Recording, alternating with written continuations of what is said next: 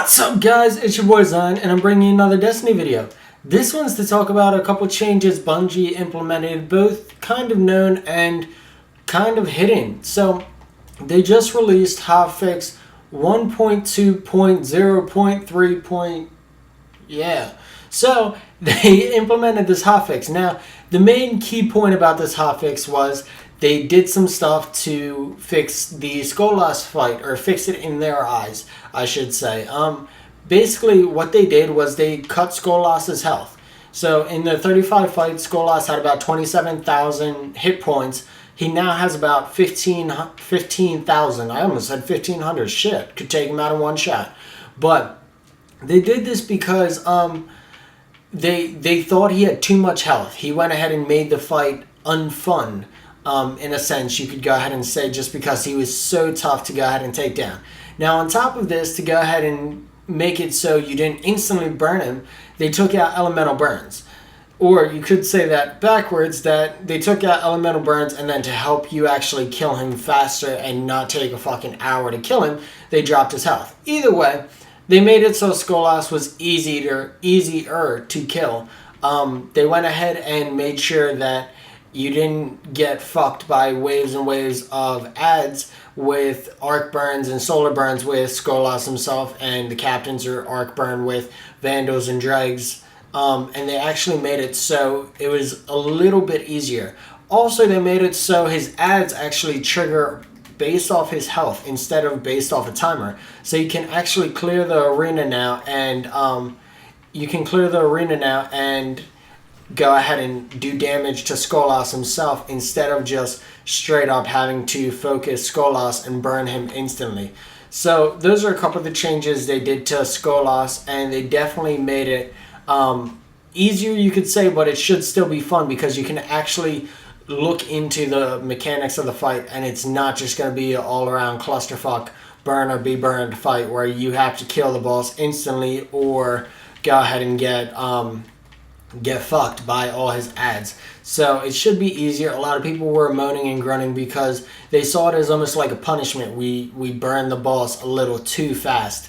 So they were a little upset, but it shouldn't be like that. It should be a fun encounter in which you actually have to deal with the mechanics, not just straight up burn the boss as fast as possible, which is always the goal, is to burn the boss quickly. However, that shouldn't be the main goal, because you know that the fight later on, if you don't instantly burn Skolas, will be an absolute bitch. So they tried to balance it a little bit. Now, with this patch where they did a lot to Skolas himself, they also did a couple hidden things that people may or may not have noticed.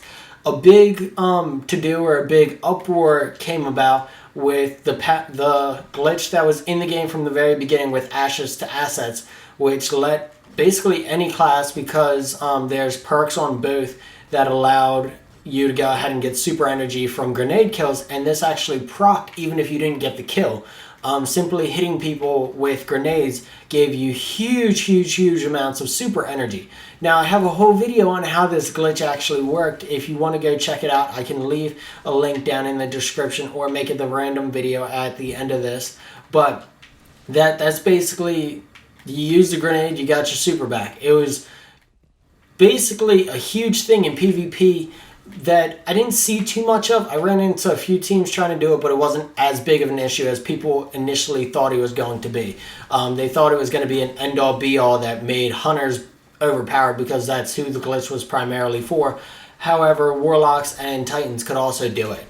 So what they did was they fixed this. So the perks no longer stack. So you can't get the shit tons of super energy you originally would have gotten from the glitch, because your Ashes to Assets or the perks that worked on Warlocks and Titans no longer stack. So you don't get the added bonuses. And they added in a timer, so you don't get the added super energy every 10 seconds. So basically, if you hit someone with a grenade and you get your grenade back in 10 seconds, and you hit someone else with a grenade, you only get the perk to proc once within that timer. So for the technique for the glitch, a hunter would use a swarm grenade and hit these same enemies several times, proccing the glitch to think that you basically got several grenade kills, when in actuality you just hit something several times with your grenade. With this change, you basically get the added super energy once every 10 seconds instead of it proccing every time you hit an enemy with a grenade, which the swarm grenade counted as several.